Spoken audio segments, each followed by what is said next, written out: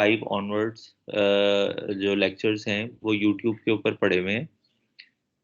Although कि हम teams के ऊपर भी रिकॉर्डिंग करते रहेंगे, लेकिन अगर आप यूट्यूब के ऊपर जाके भी देखना चाहें लेक्चर्स तो आप देख सकते हैं, ठीक है। एडवांस EMFT के नाम से होंगे लेक्चर्स, मुख्तलिफ टॉपिक्स हैं उसमें। सर बेश बेशक चैनल मेरे दोबारा नाम से बताइएगा। सर, बेटा मेरे अपने नाम से ही है चैनल।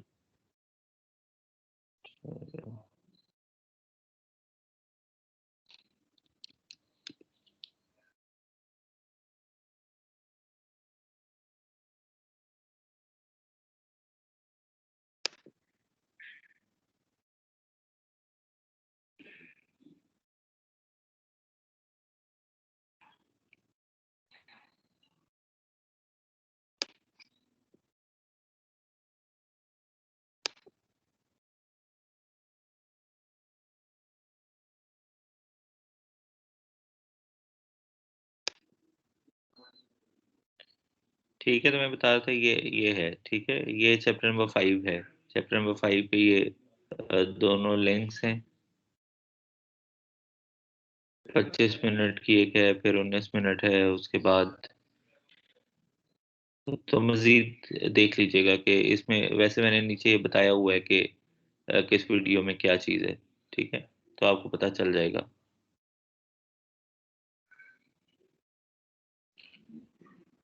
तो अगर आप देखना चाहें तो इनको भी देख सकते हैं लेटर ऑन। अच्छा जी, तो हम अभी पढ़ेंगे कंडक्टर्स को ही मजीद कंटिन्यू करेंगे, ठीक है। और कंडक्टर्स के बारे में एक इंटरेस्टिंग बात हमें पता चलेगी। हमें ये बात का अंदाज़ा है कि कंडक्टर्स के अंदर हमारे पास अबंडेंस ऑफ चार्जेस होती है, ठीक है। और वो चार्जेस जो है वो फ्रीली मूव कर सकते हैं एक जगह से दूसरी जगह पे।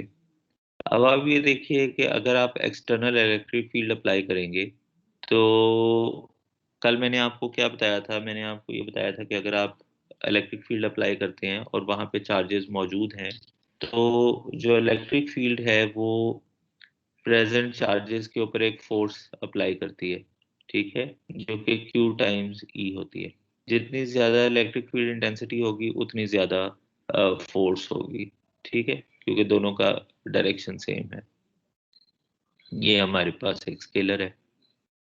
अब होता क्या है कि इलेक्ट्रिक फील्ड जो चार्जेस के ऊपर फोर्स अप्लाई करती है, तो जितने भी पॉजिटिव चार्जेस होते हैं वो इलेक्ट्रिक फील्ड लाइंस के साथ साथ मूव करना शुरू कर देते हैं, और जो नेगेटिव चार्जेस होते हैं वो ऑपोजिट के ऊपर अपने आप को अलाइन कर देते हैं। अब हम बात करें एक्सटर्नल इलेक्ट्रिक फील्ड की, जिसका मतलब ये है कि से for example you already had electric field lines, सही है, और यहाँ पे हमने और कोई एक मेटेलिक कंडक्टर हमने रख दिया, ठीक है। तो प्रीवियसली जब हमने इस मेटेलिक कंडक्टर को यहाँ पे नहीं रखा था तो इसके ऊपर कोई चार्ज डिस्ट्रीब्यूशन नहीं थी, ठीक है।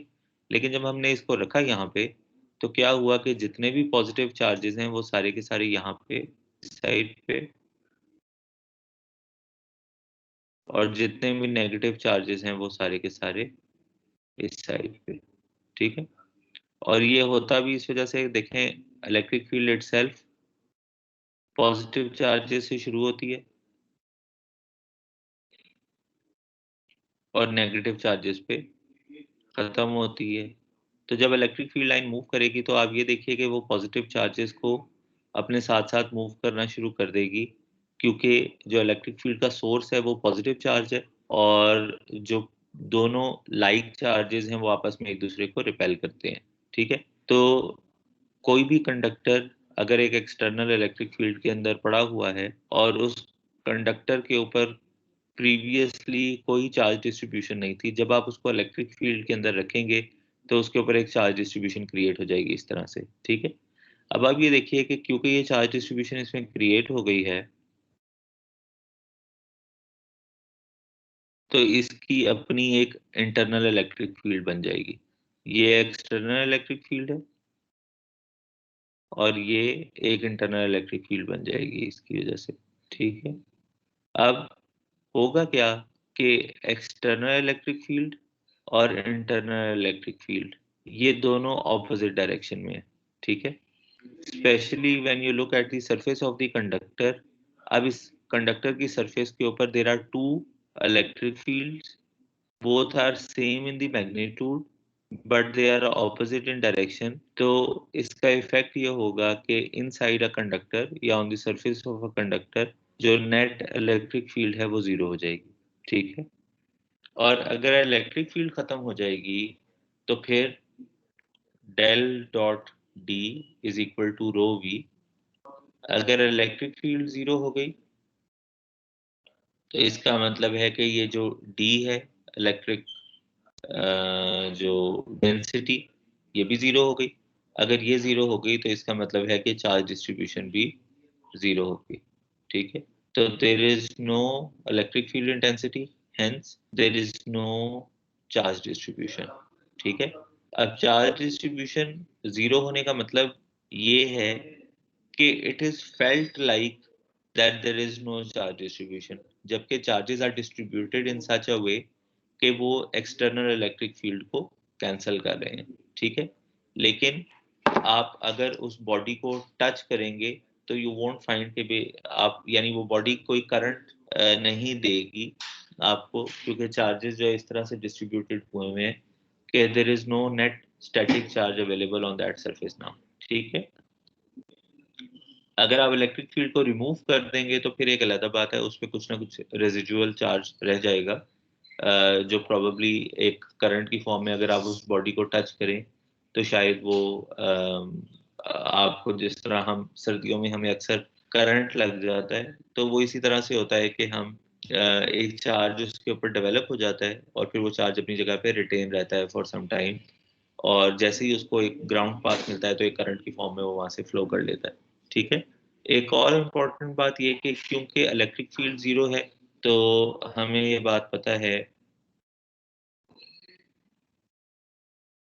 तो इसका मतलब ये हुआ कि on this body rate of change of potential is also zero, जिसका मतलब ये हुआ कि potential at all points is same, ठीक है। तो वी ए वी बी ये सारे के सारे सेम हैं, जिसका मतलब है V A B is also equal to zero. अब कोई भी ऐसी सरफेस जिसके ऊपर पोटेंशियल सेम हो that is called as equipotential, equipotential body, ठीक है। आपको याद होगा हमने ये टर्म पिछली दफा पढ़ी थी, ठीक है। तो यही सारी बात यहाँ पे लिखी हुई है कि जो फ्री चार्जेस हैं उसमें ये होता है कि वो एक्यूमुलेट हो जाते हैं सरफेस ऑफ द कंडक्टर पे when external electric field is applied and they form an induced surface charge। उस induced surface charge की वजह से एक internal electric field जनरेट होती है जो कि external electric field के इफेक्ट को कैंसिल कर देती है, ठीक है। अब मैंने आपसे एक बात ये कही थी कि जो इंटरनल इलेक्ट्रिक फील्ड और एक्सटर्नल इलेक्ट्रिक फील्ड है ये दोनों मैग्नीट्यूड में बराबर होते हैं, जिसकी वजह से ये एक दूसरे के इफेक्ट को कैंसिल कर देते हैं। तो क्या आपको ये बात लगता है कि हाँ वाकई ऐसा होना चाहिए कि मैग्नीट्यूड में बराबर है, या मैंने सिर्फ आपको गोली देने के लिए ये बात कर दी है?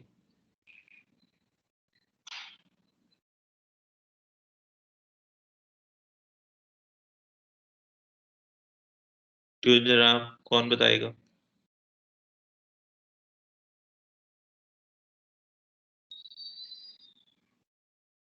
सर बराबर कैसे हो सकता है? जी बताए ना, सोच के बताएं कि क्यों बराबर होगी, अदरवाइज तो कैंसिल नहीं होना चाहिए ना। जी। किस बात पर डिपेंड करेगा ये? क्या हमेशा ऐसा होगा कि बराबर होंगे, या कई दफा ऐसा हो सकता है कि ना भी बराबर हो?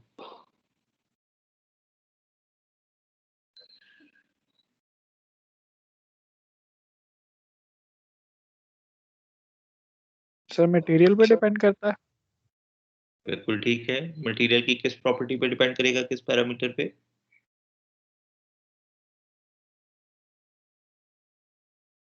कंडक्टिविटी। मटेरियल की कंडक्टिविटी, बिल्कुल ठीक है। मटेरियल की हाई, अगर कंडक्टिविटी हाई हो तो वो क्या चीज इंश्योर करती है कि मटेरियल के अंदर क्या चीज ज्यादा है? चार्जेस सर, इलेक्ट्रॉन ठीक है, carriers. Number of free electrons या जो नंबर ऑफ अवेलेबल चार्जेस हैं to move around, they are in very high abundance, यानी वो काफी लार्ज क्वांटिटी में वो अवेलेबल है मटेरियल के ऊपर। तो ये बात बिल्कुल सही है। तो ये बात करते हुए जब हम ये कह रहे हैं कि भी किसी भी मटेरियल के ऊपर या किसी भी, जब हम कंडक्टर का लफ्ज इस्तेमाल कर देते हैं तो पहली लाइन ही ये है जो आपके यहाँ पे लिखी हुई है, वो ये है कि conductor has abundance of electrons. ठीक है, तो सबसे पहली बात ये लिखी हुई है, तो जिसका मतलब ये हुआ कि हम ये बात अज्यूम कर रहे हैं कि ये एक ऐसा मटेरियल है जिसके पास अबंडेंस ऑफ चार्जेस हैं to move in free direction. तो इसका मतलब ये हुआ कि इलेक्ट्रिक फील्ड इंटेंसिटी की जो भी क्वांटिटी आप बाहर से अप्लाई कर दें, इसके पास इतने चार्जेस अवेलेबल हैं कि इंटरनल इलेक्ट्रिक फील्ड भी आहिस्ता आहिस्ता, अगर बाहर की एक्सटर्नल इलेक्ट्रिक फील्ड अपना मैग्नीट्यूड बढ़ा लेती है, तो इतने चार्जेस, फ्री चार्जेस अवेलेबल हैं कि इंटरनल इलेक्ट्रिक फील्ड भी अपने मैग्नीट्यूड को आहिस्ता आहिस्ता इंक्रीज करती रहेगी to cancel the effect of the external one. ठीक है, तो एक कंडक्टर के लिए ये बात सॉर्ट ऑफ आप यूं कह लें इम्प्लिसिट है।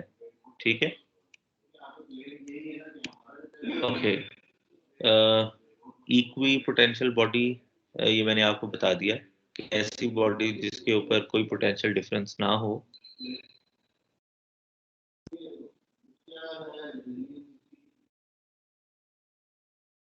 ये भी पढ़िए, if some charges are induced in the interior of the conductor, तो वो फटाफट से अपने आप को मूव करके सरफेस के ऊपर आ जाते हैं और फिर अपने आप को रीडिस्ट्रीब्यूट कर लेते हैं दोबारा से। मसलन ये हम बात कर रहे हैं कि अगर हमारे पास एक कांस्टेंट इलेक्ट्रिक फील्ड थी और उस इलेक्ट्रिक फील्ड की वजह से हम लोगों ने उसको अप्लाई किया एक मटेरियल के ऊपर और सरफेस के ऊपर इलेक्ट्रिक फील्ड जो है वो जीरो हो गई।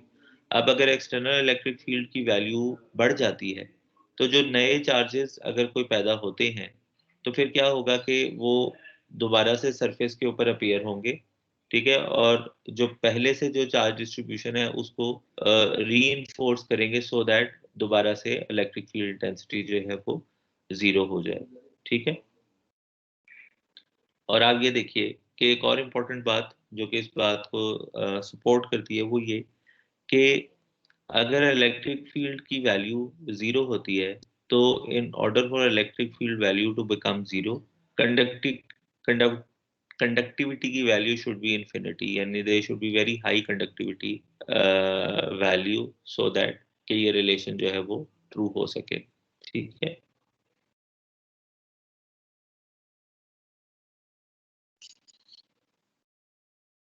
अच्छा जी, अब ये तो बात थी एक ऐसे मटेरियल की या एक ऐसे कंडक्टर की जो कि जैसे मैं पहले भी आपको बताया कि पड़ा हुआ है एक ऐसे सिनेरियो में जहाँ पे हमारे पास इलेक्ट्रिक फील्ड अवेलेबल है और बस हमने उसके अंदर किसी कंडक्टर को प्लेस कर दिया। ठीक है, और प्रीवियसली उसके ऊपर कोई चार्ज नहीं था, कोई उसका पोटेंशियल नहीं था। ठीक है, और जब हमने उसको प्लेस कर दिया तो भी इलेक्ट्रिक फील्ड के अंदर प्रेजेंट रहने के बाद ये सारी बात एज इट इज रही कि इलेक्ट्रिक फील्ड ने एक्सटर्नल इलेक्ट्रिक फील्ड के इफेक्ट को कैंसिल कर दिया। अब हम ये देखना चाह रहे हैं कि अगर हम अ, एक कंडक्टर को लें लेकिन हम बाय फोर्स एक पोटेंशियल डिफरेंस क्रिएट कर दें। ठीक है, अब क्या हो रहा है आपके सिनेरियो में प्रीवियस सिनेरियो की के हवाले से इसमें क्या फर्क है कि हमारे पास इलेक्ट्रिक फील्ड थी ऑलरेडी। ठीक है, ऑफ अ सर्टेन मैग्नीट्यूड या सर्टेन वैल्यू, हमने यहाँ पे एक मेटालिक कंडक्टर को रखा, चार्जेस ने अपने आप को डिस्ट्रीब्यूट किया सो दैट कि इलेक्ट्रिक फील्ड का इफेक्ट जो है वो कैंसिल हो गया। ठीक है, इलेक्ट्रिक फील्ड एक्सटर्नल के मैग्नीट्यूड को बढ़ाया गया, मजीद चार्जेस अलाइन हुए और फिर दोबारा इलेक्ट्रिक फील्ड जो है वो जीरो हो गई, नेट इलेक्ट्रिक फील्ड जो है वो जीरो हो गई। लेकिन अब क्या है, नाउ वी से कि अच्छा चले ठीक है, अगर हम इस ये जो बॉडी है अगर हम इसको फोर्स्ड पोटेंशियल डिफरेंस दे दें, ठीक है, सो दैट इलेक्ट्रिक फील्ड कभी भी अपने आप को ख़त्म ना कर सके, एलिमिनेट ना कर सके, तो फिर क्या होगा? ठीक है? तो अब आप ये देखिए कि now again a piece of conductor, लेकिन हमने इसको एक फोर्स्ड पोटेंशियल डिफरेंस दे दिया। इसकी एक साइड को हमने हाई पोटेंशियल के ऊपर रख लिया और दूसरी साइड को हमने लोअर पोटेंशियल या ज़ीरो के ऊपर रख लिया। ठीक है? अब इस केस में क्या होगा? जब हमने उसको फोर्स्ड पोटेंशियल डिफरेंस के ऊपर रख लिया तो again positive charges over here, negative charges over here, तो एक इलेक्ट्रिक फील्ड जो है वो इनके दरमियान में क्रिएट होगी। ठीक है? इस इलेक्ट्रिक फील्ड की फोर्स की वजह से जो नेगेटिव चार्जेस हैं they are going to move from this direction to this direction. ठीक है? लेकिन अब आप ये देखिए कि जितने चार्जेस यहाँ से खत्म होंगे, क्योंकि हमने क्या कहा था कि करंट क्या है, D Q over D T. ठीक है? अब ये जो रेट ऑफ चेंज है या तो ये इंक्रीजिंग होगा या ये डिक्रीजिंग होगा। ठीक है? अगर यहाँ पे बस आप फॉर एग्जांपल 6 चार्जेस यहाँ पे प्लेस कर देते हैं, ठीक है, तो Aahista Aahista with the passage of time अगर वो यहाँ पे फ्लो करना शुरू कर देते तो यहाँ पे इवेंचुअली चार्जेस को जीरो हो जाना चाहिए। लेकिन bye virtue of this forced potential difference यहाँ पे कभी भी चार्जेस खत्म नहीं होते। ठीक है? चार्जेस यहाँ पे जैसे जैसे कम होते हैं तो प्रीवियसली बैटरी से मजीद चार्जेस जो है वो यहाँ पे अपीयर होना शुरू हो जाते हैं, सो दैट यहाँ पे नंबर ऑफ चार्जेस हमेशा फिक्स्ड रहते हैं। ठीक है? तो इसको मैं कह रहा हूँ कि there is a force potential difference, कि वो potential difference by virtue of some external source हमेशा मेंटेन्ड रहता है। ठीक है? तो अब इसमें क्या होता है कि with in the surface of the conductor electric field intensity zero नहीं होती, और वो इस वजह से नहीं होती कि कभी भी स्टैटिक इक्विलिब्रियम रीच ही नहीं होता। ठीक है? अगर कोई चार्जेस इसके ऊपर ऐसे होते भी हैं जो कि अपने आप को रीडिस्ट्रीब्यूट करें सो दैट ये जो इलेक्ट्रिक फील्ड है ये जीरो हो, तो स्टिल ये सोर्स एग्जिस्ट कर रहा है जो मजीद चार्जेस यहाँ पे पुट करता रहेगा so that this electric field never goes to zero. अब इस बात का हमें फायदा क्या है? इस बात का फायदा ये है कि हम किसी भी कंडक्टर को transmission of charges from one point two another या करंट की ट्रांसपोर्टेशन के लिए हम उसको इस्तेमाल कर सकते हैं किसी भी कंडक्टर को। ठीक है? तो हमें फायदा ये है। अगर हम पोटेंशियल डिफरेंस को ना इन्फोर्स करें तो फिर हम उसमें करंट कभी फ्लो करवा ही नहीं सकते। ठीक है? तो अब current flow potential difference create करने की वजह से इलेक्ट्रिक फील्ड वैनिश नहीं होती, क्योंकि कोई इक्विलिब्रियम की स्टेट जो है वो अचीव नहीं होती, और इसकी वजह से चार्जेस जो हैं वो बाय फोर्स एक जगह से दूसरी जगह मूव होते हैं। क्योंकि हायर पोटेंशियल ये है, लोअर पोटेंशियल ये है, तो नेगेटिव चार्जेस इस तरफ आएंगे and flow of negative charges is the current. Normal convention में हम करंट की डायरेक्शन को इलेक्ट्रॉन्स की ऑपोजिट शो करते हैं, पॉजिटिव करंट को। तो हेंस पॉजिटिव टर्मिनल से नेगेटिव टर्मिनल, और यहाँ पे नेगेटिव चार्जेस जो है वो मूव कर रहे हैं। ठीक है? अब यहाँ पे इफ यू रिमेम्बर मैंने आपको क्या बात बताई थी कि जो कंडक्टर्स हैं इसके अंदर जब एनर्जी ट्रांसफर होती है तो वो कोलिजन की वजह से होती है। ठीक है? यहाँ से यहाँ, यहाँ से यहाँ, यहाँ से यहाँ, यहाँ से यहाँ। ठीक है? और फिर ये बात भी हुई थी कि जो करंट डेंसिटी है वो क्या है, del I over del S, current per unit area. ठीक है? जितना ज्यादा सरफेस एरिया या क्रॉस सेक्शन एरिया होगा बॉडी का जिसमें से करंट फ्लो कर रहा है उतनी ज्यादा करंट डेंसिटी होगी। ठीक है? या आप इसको यूं भी ले लें कि del I is equal to J into del S, या I is equal to J dot d S. जितना ज्यादा सरफेस एरिया होगा उतना ज्यादा करंट फ्लो करेगा। ठीक है? जितना कम सरफेस एरिया होगा उतना कम करंट फ्लो करेगा। ठीक है? तो अब हम ये देखते हैं कि अगर हमारा सरफेस एरिया कम या ज्यादा हो तो उससे मसला क्या होगा। तो जैसे जैसे इलेक्ट्रॉन्स मूव करते हैं उनके ऊपर एक फोर्स अप्लाई होती है जो कि इस इफेक्ट को रोकने की कोशिश करती है। ठीक है? जो ये फोर्स है जो कि इसको रोकने की कोशिश करती है उस फोर्स को हम बोलते हैं रेजिस्टेंस। ठीक है?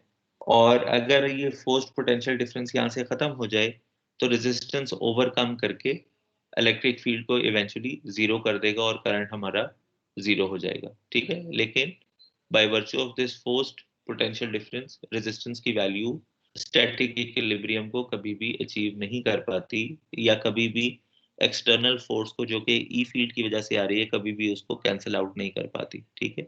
अब ये जो रेजिस्टिव फोर्स है ये किस तरह से कैलकुलेट होती है, इसको हम देख लेते हैं। तो say for example we have a conductor जिसका जो क्रॉस सेक्शन एरिया है वो एस है, जिसकी लेंथ एल है, और उसमें से करंट जो है आई फ्लो कर रहा है, या जो इलेक्ट्रिक फील्ड है उसको हमने अप्लाई किया हुआ है cross that conductor bye virtue of creating a force potential difference, ठीक है। तो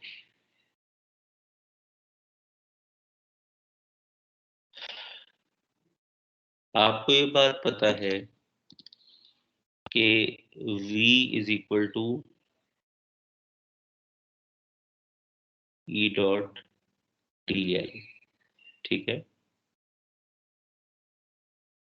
जिसका मतलब ये हुआ कि V is equal to E times L.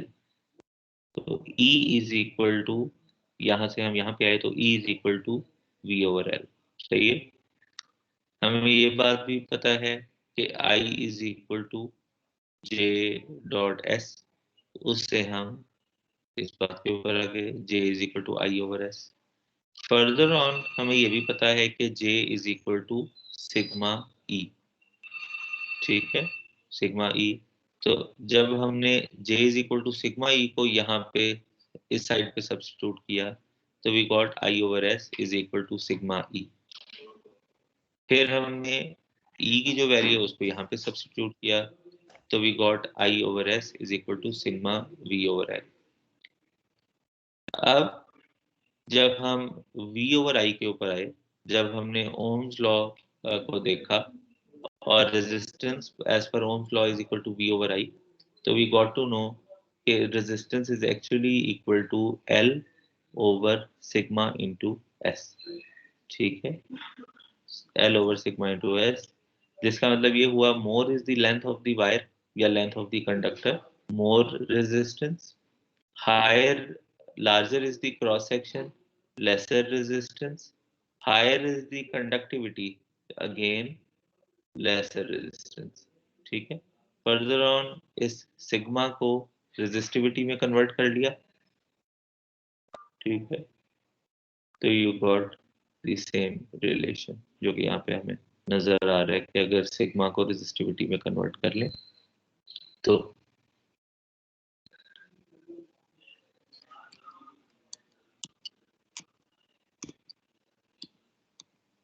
अब आप ये देखिए कि प्रीवियसली हमने जो बात की है वो हमने बात की है कि अगर हमारा कंडक्टर जो है वो यूनिफॉर्म क्रॉस सेक्शन का है, ये एरिया जो है, ये जो एरिया है सरफेस एरिया, ये कांस्टेंट है। Say for example, if you have something like this, अगर कोई इस तरह का कंडक्टर है तो फिर आपका क्या ख्याल है कि रेजिस्टेंस कैसे कैलकुलेट होगी?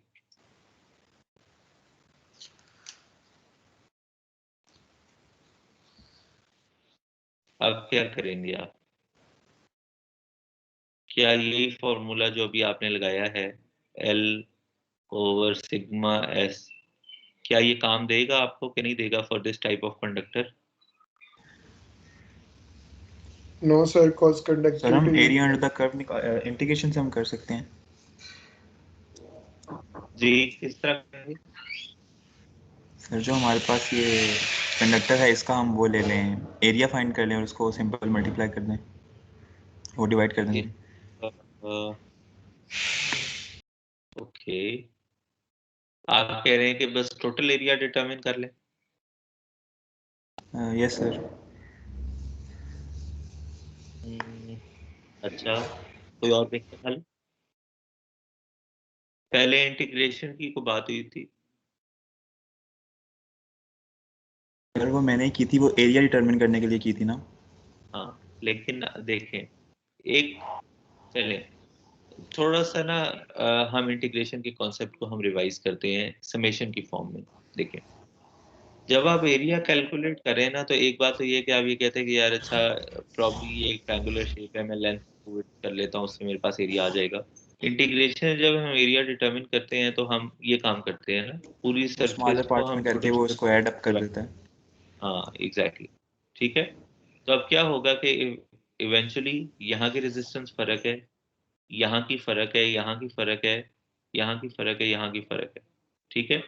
तो ओवरऑल जब आप रेजिस्टेंस कैलकुलेट करेंगे तो it would be yes integration of all of these smaller resistance values, ठीक है। और आई समझ लें, ठीक है, and I is equal to 1 से लेके एन तक, जितने भी ये नंबर ऑफ सेक्शंस है, ठीक है। तो एक तो ये तरीकाकार हो गया, और उसके अलावा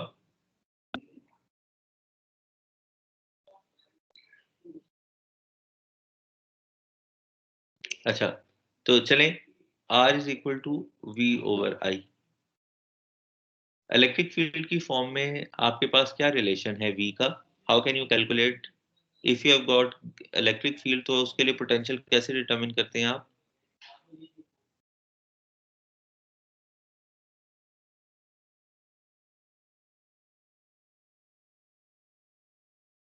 बताएं जनाब। E dot D L, right, ऐसे ही है, दिस इज पोटेंशियल। आई कैसे कैलकुलेट करेंगे?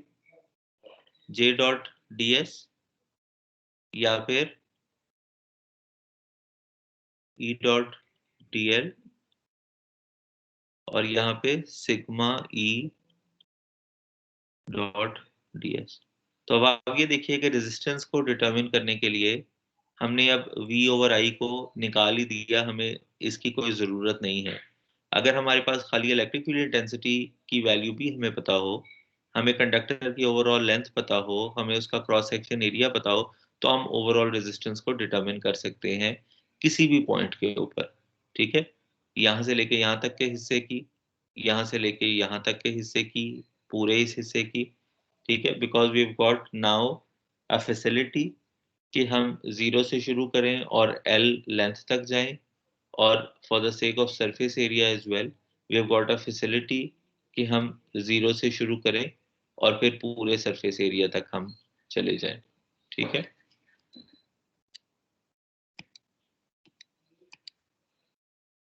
इसी तरह जिस तरह हमने आर कैलकुलेट किया है, तो इसी तरह से हम पावर भी कैलकुलेट कर सकते हैं। पावर V इंटू आई, V इंटू आई में हम क्या करेंगे कि इसको और इसको आपस में मल्टीप्लाई कर देंगे,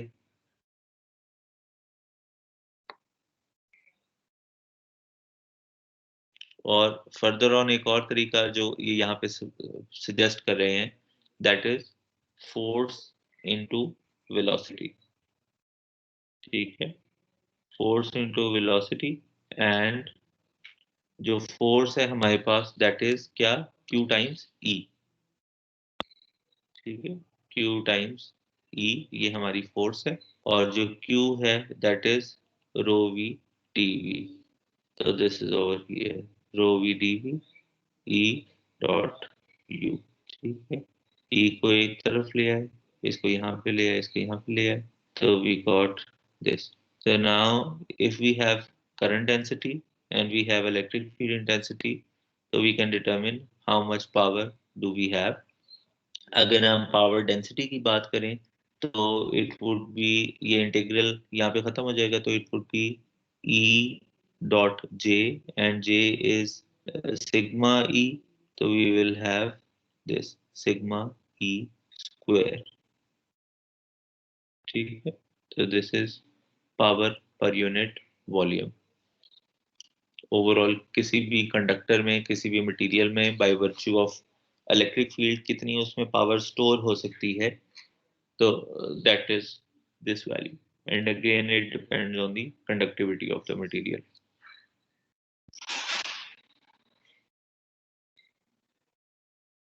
तो ये V इंटू आई से भी आप यहाँ तक पहुंच सकते हैं, जो मैं आपको पहले बता रहा था।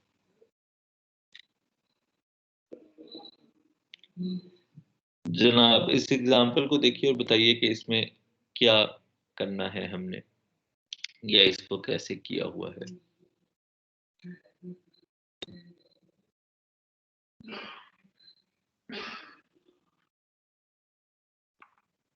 जी जनाब।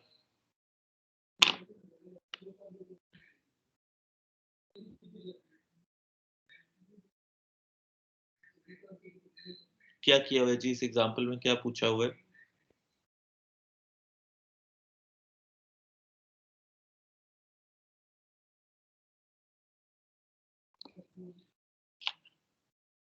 सर करंट पूछा हुआ है ना, तो I is equal to integration J dot ds वाला फार्मूला लगा लेंगे। ठीक है, और और ds कैसे कैलकुलेट होगा? ये सर ds कैलकुलेट करना पड़ेगा ठीक है, इधर हमारे। तो ये है हम किसमें, स्फेरिकल कोऑर्डिनेट सिस्टम में। स्फेरिकल कोऑर्डिनेट में ds की तीनों जो पॉसिबिलिटीज हैं वो हमें गिवन है। और जो पहले वाला पार्ट है इसमें क्या है, हेमिस्फेरिकल शेल। दोनों दोनों केसेस में ए और बी में कौन सा ds इस्तेमाल करेंगे आप, ए आर वाला, ए थीटा वाला, ए फाई वाला?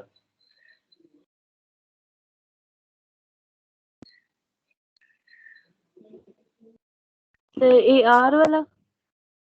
ठीक है, क्या वजह है?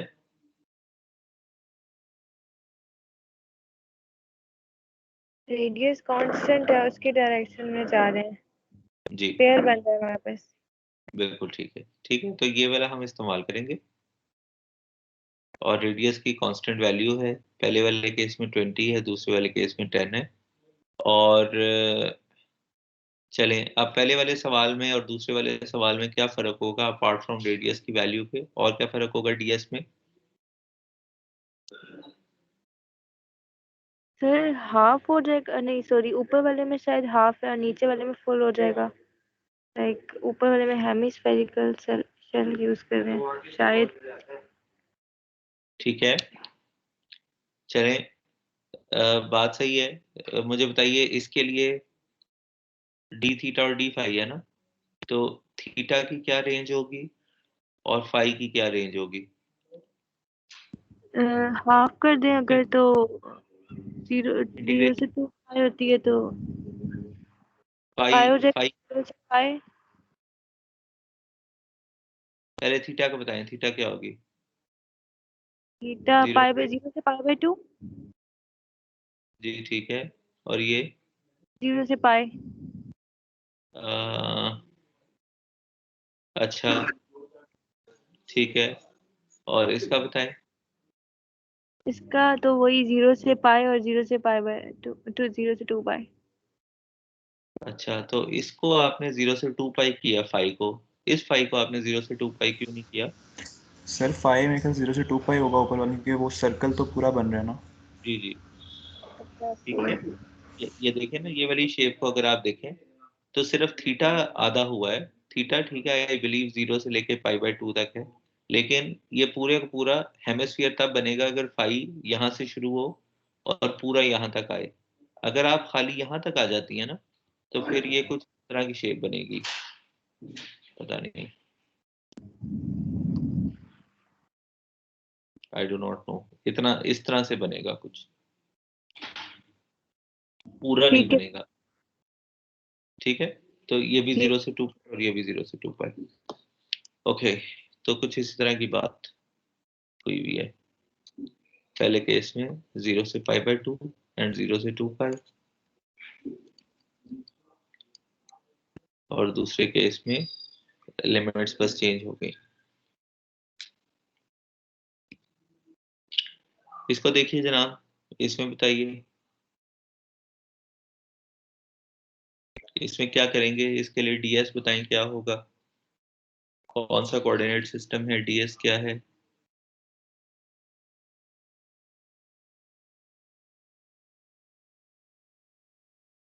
सर सिलेंड्रिकल में होगा। क्या है?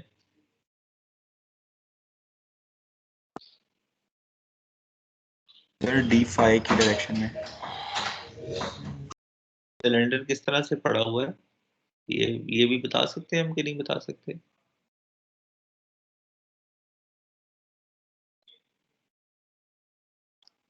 जो करंट का कंपोनेंट है वो रो डायरेक्शन में है, जिसका मतलब ये हुआ कि करंट इस डायरेक्शन में फ्लो कर रहा है, ठीक है। तो उन्होंने हमें सिर्फ ये कहा है कि सिलेंड्रिकल सरफेस है, और जो ये वाली सरफेस है जिसकी हम बात कर रहे हैं, इसमें रो की वैल्यू फिक्स्ड है, जेड की वैल्यू चेंज्ड है। तो क्या सरफेस एरिया होगा? डीएस क्या लेंगे? सर डीजी में होगा ना? पता नहीं, आप लोग बताएं। सरफेस कौन सी है ये?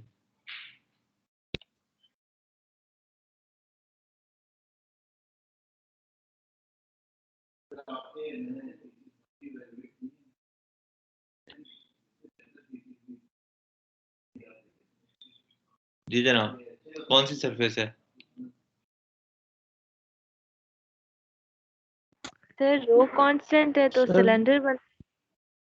ठीक है, रो कांस्टेंट है तो सिलेंडर बनता है, वेरी गुड। तो सरफेस जो हुई वो क्या हुई? ए रो की तरफ, राइट? ऐसे ही है ना? इसमें एक यस सर। इम्पोर्टेंट, हाँ, इसमें एक इम्पोर्टेंट बात ये भी है कि देखें, जे डॉट डी एस, राइट? तो अगर ये दोनों यूनिट वेक्टर सेम नहीं होंगे तो वैसे ही इसका जवाब 0 आ जाएगा, ठीक है। तो एरो एंड एरो, ठीक है। जे ऑलरेडी एरो में है, तो cylinder is aligned like this, and we want to know कि जी इस पर्टिकुलर सरफेस से कितना करंट जो है वो फ्लो कर रहा है, ठीक है। तो ये बन गई क्या जनाब हमारे पास, rho d phi and d g, ठीक है। और डी फाई के लिए फाई की क्या लिमिट्स हैं? स्टैंडर्ड 0 से लेकर 2 पाई तक, और z की जो लिमिट्स हैं वो उन्होंने हमें दी हुई है 1 से लेकर 5 तक, ठीक हो गया? समय लग गई? सर ये वाली बात एक दफा दोबारा बता दें, अगर जे ए रो में ना होता तो डायरेक्ट 0 हो जाता ना? जी जी बेटा, फिर तो डायरेक्टली 0 हो जाता ना, फिर तो कोई मसला ही ठीक नहीं है। होता, ठीक है। ठीक है सर। चलो इसको देखो बेटा, ये क्या चीज है?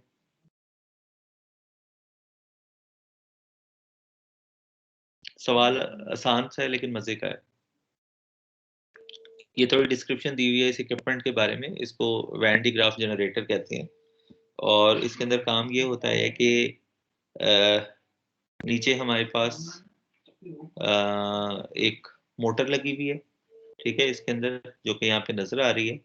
और हम क्या करते हैं कि इसके अंदर हम इनसाइड हमारे पास एक चार्ज्ड बेल्ट होती है, ठीक है। जैसे जैसे चार्ज मूव होता है तो वो चार्ज इसके ऊपर डिपॉजिट हो जाता है, ठीक है।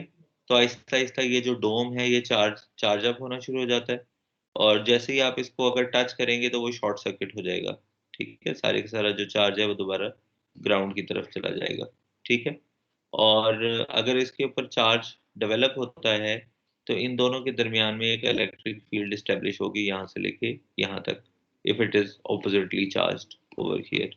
तो बहरहाल ये एक इलेक्ट्रोस्टैटिक जनरेटर है, ठीक है। जब इस पे चार्ज हो जाएगा तो जो भी पोटेंशियल यानी ग्राउंड का पॉइंट है, अगर इसके आसपास कोई भी लो पोटेंशियल बॉडी है तो ये पॉजिटिव चार्जेस जो हैं वो उसके ऊपर इलेक्ट्रिक फील्ड स्टैब्लिश करना शुरू कर देंगे। तो सवाल ये है जिसको आपने सॉल्व करना है।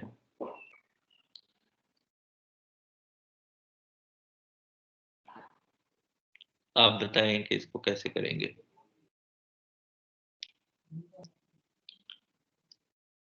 जो चीजें आपको गिवन है वो क्या है जी, के surface charge density rho S 10⁻⁷ coulomb per metre square, ठीक है।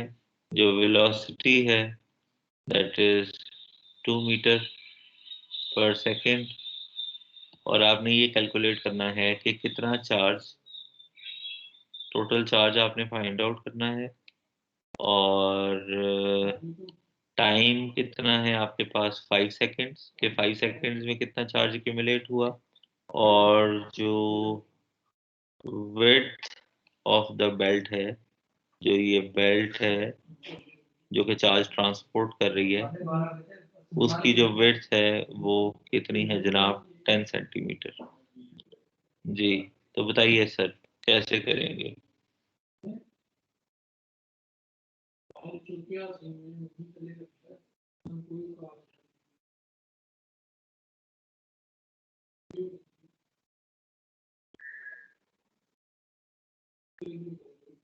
जनाब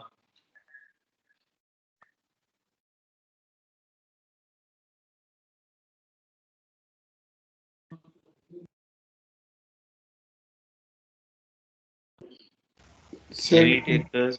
जी जी बेल्ट बताएं की बताएं। सरफेस बेल्ट की सरफेस पे पहले चार्ज फाइंड करेंगे, मतलब ओके उसकी विड्थ ओके हमें दी हुई है, फिर हम देखेंगे पर सेकंड हमारे पास इतना ट्रांसफर हो रहा है, तो फिर 10 सेकेंड्स कितना ट्रांसफर हो रहा है। ठीक है, बोलो पूरा बताओ।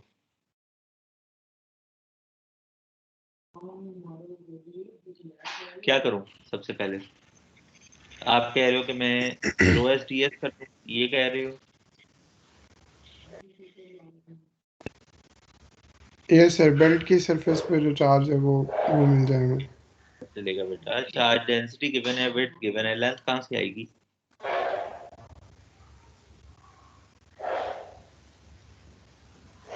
लेंथ कहाँ से आएगी? ये देखो ना, डीएस जो है, अगर बेल्ट एक रेक्टेंगुलर है तो डीएस का मतलब है length multiply by width. Width उन्होंने आपको दी हुई है, लेंथ आपके पास मिसिंग है, ये कहाँ से आएगी? ये तो सर स्टार्टिंग फार्मूला लगा लें, मतलब आई फाइंड कर लें और फिर उधर से निकाल लें। किस तरह से बेटा, मुझे समझ नहीं लगी, बताओ क्या करें? तो सर आई अगर इक्वल हम टू पर सेकंड ज्यूम कर रहे हैं तो वो 2 मीटर आएगी ना, पर सेकंड में वो बेल्ट जो है वो 2 मीटर वो रोटेट कर रहा है। ठीक है, वेरी गुड। तो कितना टाइम आपको दिया गया है, कितने टाइम के लिए आपने फाइंड आउट सर करना है? 5 सेकंड्स के लिए कर रहे हैं तो सर फिर ये हम 10 टेन मिनट 10 मीटर्स 10 लेते मिनट हैं। ठीक है, तो S is equal to V T, and ये डिस्प्लेसमेंट है ना, दिस इज द लेंथ। तो 2 metre per second multiply by 5, तो इट इज 10 मीटर्स, जिसका मतलब ये हुआ कि यहाँ से लेके यहाँ तक इट इज 10 मीटर्स, और जो विड्थ है दैट इज 10 सेंटीमीटर। तो we get the area, rho S हमें गिवन है, तो we get rho S D S से हमारे पास टोटल चार्ज आ जाएगा। ठीक है, तो आई थिंक ये इसी तरह से ही है, लेट अस सी कि क्या है। यार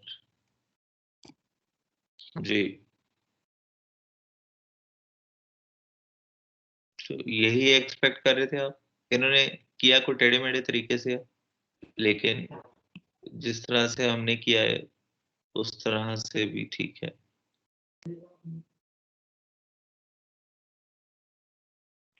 दोनों सूरतों में जवाब एक ही है।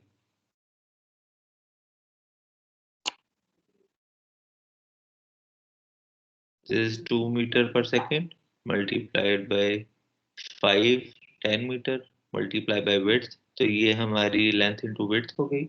Length into width is our surface multiplied by rho s, तो rho S D s is equal to total charge which is 100 nano coulomb.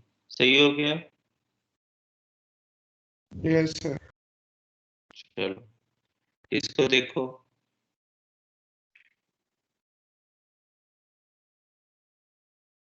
इसके फॉर्मूलाज तो उन्होंने आपको बताए हुए हैं, इसके इस पे कोई इतना मजेदारी नहीं है।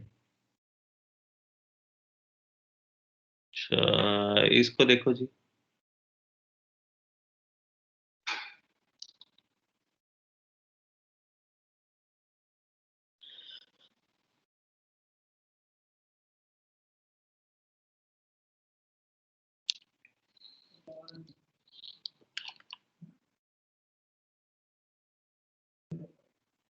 डायमीटर दिया हुआ है वायर का, उससे सरफेस एरिया डिटरमिन हमने क्या करना है जी।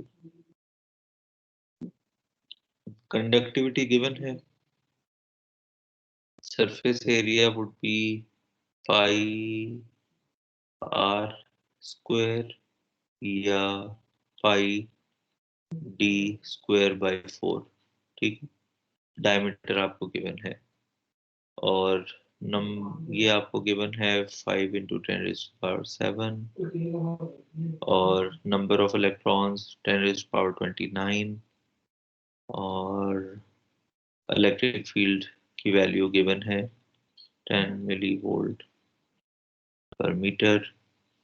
डिटरमिन जनाब क्या करेंगे, charge density of free electrons. I think you have to determine rho v, current density J, current on the wire is I, and drift velocity of electrons which is U। जी जनाब, क्या क्या इस्तेमाल होगा इसमें, कैसे करेंगे?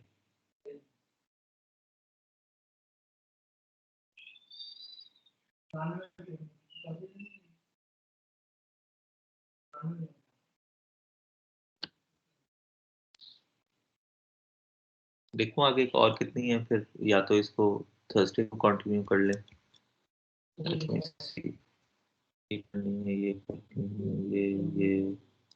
ठीक है, इसको थर्सडे को कंटिन्यू करते हैं, ठीक है। मीनवाइल आप ये पढ़ लीजिएगा।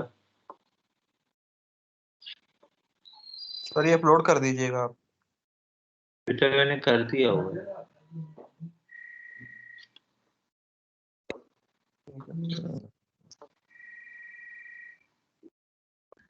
कहाँ से मैंने जाना है भाई, यहाँ से जाना है।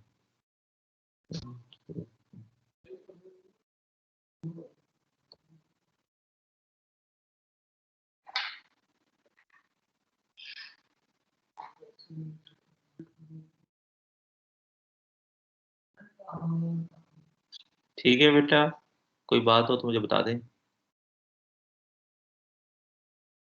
इसको हम थर्सडे को कंटिन्यू करेंगे इंशाल्लाह। ठीक है बच्चों, अपना ख्याल रखिएगा। अल्लाह हाफिज। थैंक यू सर, अल्लाह हाफिज।